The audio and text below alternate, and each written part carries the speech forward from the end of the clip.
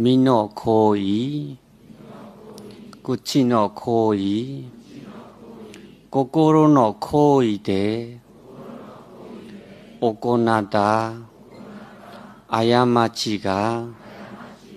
あります。その過ちの一つ一つが清まり、危険がなく幸福が得られますように、ひとたび、再び、三たび、ဗုဒ္ဓ、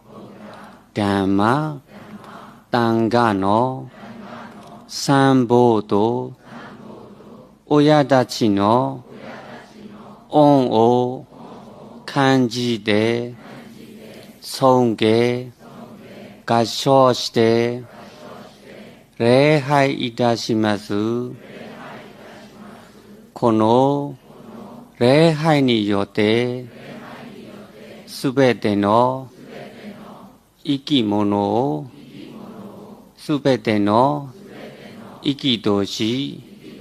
生けるものが幸せでありますように、親しい人、嫌いな人、嫌っている人、見える人、見えない人、長い人、短い人、近くに住んでいる人、遠くに住んでいる人、すべての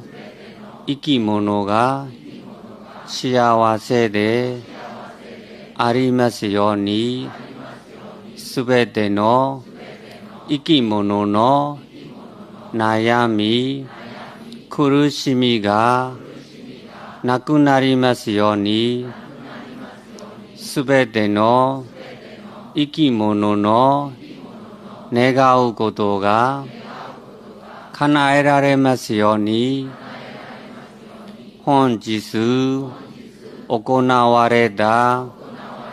お正月功徳によって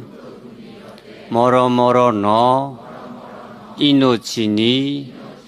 伝承してもすべての危険悪に出会うことなく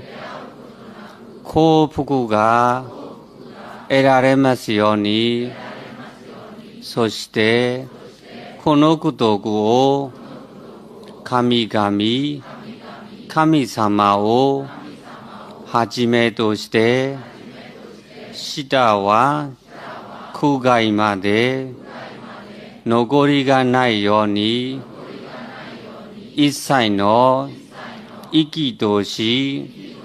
生けるものが幸せに生きられますように栄光いたします。3回タドゥ、サドゥ、サドゥ。